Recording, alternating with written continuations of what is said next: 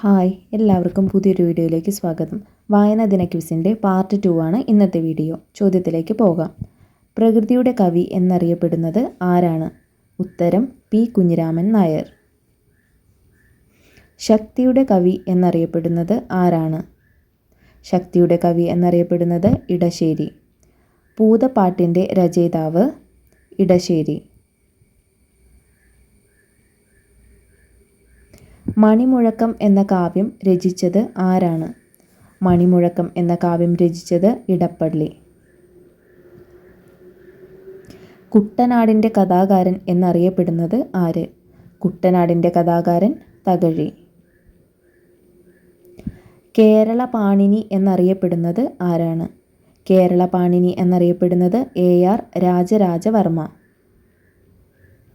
O ചന്തുമേനോൻ്റെ അപൂർണ കൃതി ഏത്? O ചന്തുമേനോൻ്റെ അപൂർണ കൃതി ശാരദ. ചോര തുടിക്കും ചെറുകയ്യുകളെ പേറുക വന്നീ പന്തങ്ങൾ. ആരുടെ വരികളാണിത്? വൈലോപ്പിള്ളിയുടെ വരികളാണിത്. പ്രഥമ കേരള ജ്യോതി പുരസ്കാരം നേടിയ സാഹിത്യകാരൻ MT വാസുദേവൻ നായർ. മലയാള സാഹിത്യ ചരിത്രം എഴുതിയ കവി ഉള്ളൂർ. മലയാള സാഹിത്യ ചരിത്രം എഴുതിയ കവി ഉള്ളൂർ. കേരള ഗ്രന്ഥശാല സംഘത്തിൻ്റെ ആദ്യ സെക്രട്ടറി ആര്? കേരള ഗ്രന്ഥശാല സംഘത്തിൻ്റെ ആദ്യ സെക്രട്ടറി PN പണിക്കർ. ദേശീയ ലൈബ്രറേറിയൻ ദിനം ഓഗസ്റ്റ് 12. ജൂൺ 19 ദേശീയ വായനാ ദിനമായി പ്രഖ്യാപിച്ചത് ഏതു വർഷം? 2017. മാതൃഭൂമിയുടെ സ്ഥാപക പത്രാധിപൻ ആര്? മാതൃഭൂമിയുടെ സ്ഥാപക പത്രാധിപൻ KP കേശവമേനോൻ. മലബാറിലെ ഔഷധ സസ്യങ്ങളെപ്പറ്റി ഡച്ചുകാർ തയ്യാറാക്കിയ പുസ്തകം ഹോർത്തൂസ് മലബാറിക്കസ്. മലയാളത്തിലെ ആദ്യത്തെ ചെറുകഥ. മലയാളത്തിലെ ആദ്യത്തെ ചെറുകഥ വാസനാവികൃതി.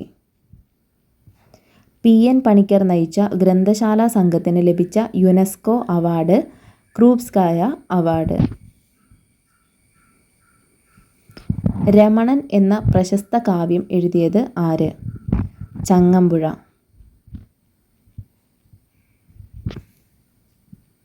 ഋതുക്കളുടെ കവി എന്നറിയപ്പെടുന്നത് ആര്?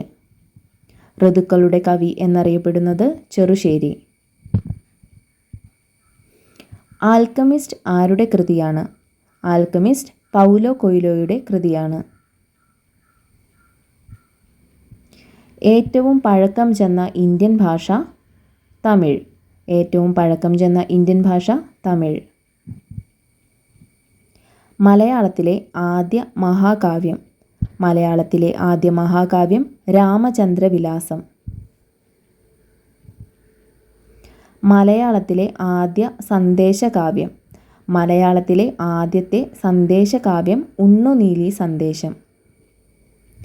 കേരള ഗ്രന്ഥശാല സംഘത്തിൻ്റെ മുഖപത്രം.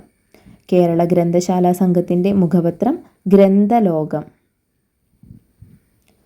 ലോകത്തിലെ പ്രാചീന സാഹിത്യം എന്നറിയപ്പെടുന്നത് ഗ്രീക്ക് സാഹിത്യം. ലോകത്തിലെ പ്രാചീന സാഹിത്യം എന്നറിയപ്പെടുന്നത് ഗ്രീക്ക് സാഹിത്യം.